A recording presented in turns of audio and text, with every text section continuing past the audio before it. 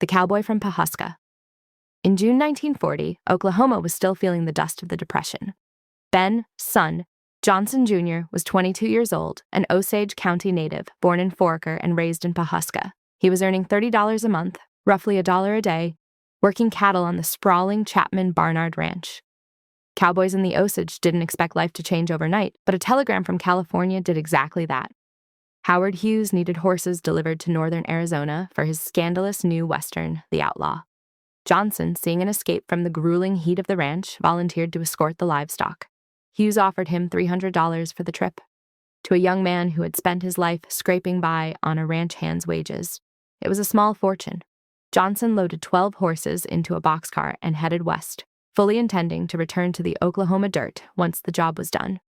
The $175 a week Wrangler Hollywood, however, was mesmerized by authenticity. Hughes watched the way Johnson moved around the animals, quiet, exact, and devoid of the showy theatrics typical of screenwriters. Within days, Hughes offered him a permanent job as a horse wrangler at $175 a week. Johnson later joked that once he saw that first Hollywood paycheck, "No force on earth could have dragged me back to Oklahoma." For nearly a decade, Johnson was the industry's invisible man.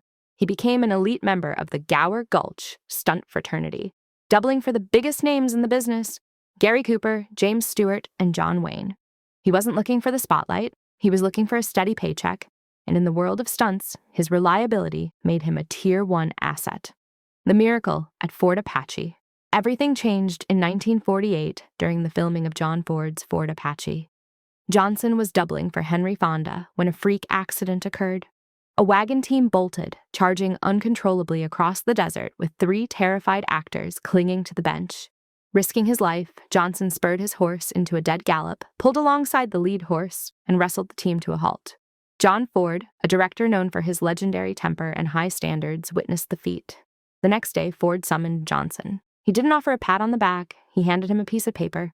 Johnson glanced down, saw the figure $5,000 a week, and signed it before he even reached the end of the page. This contract led to his first credited role in 3 Godfathers and his induction into the Ford Stock Company. Appearing in the Cavalry trilogy, she wore a yellow ribbon, Rio Grande, and eventually the starring role in Wagon Master. The world champion. Despite his rising stardom, Hollywood never fully owned him. At 35, Johnson walked away from the camera to chase the ghost of his father, Ben Johnson Sr., a legendary 3-time world champion roper. In 1953, Johnson hit the rodeo circuit full-time. He competed in the Pro Rodeo Hall of Fame ranks, roping alongside partners like Buckshot Sorrells. By the end of the season, he had achieved his dream: world champion team roper. However, the victory was a financial disaster. After paying for entry fees, diesel, and horse feed, he had made a net profit of $0. He returned to Hollywood, broke and exhausted, famously noting that his wife, Carol Elaine Jones, was far from amused by his expensive championship buckle. Sam the Lion and the Oscar Johnson's career reached its zenith in 1971 with The Last Picture Show. He initially turned down the role of Sam the Lion, telling director Peter Bogdanovich the script had too many words. It took a personal, profanity-laced phone call from John Ford to convince him to take the part. Johnson agreed on one condition: he be allowed to rewrite his lines to suit his plain-spoken sensibilities. His performance, a haunting, dignified eulogy for the Old West, earned him the 1972 Academy Award for Best Supporting Actor.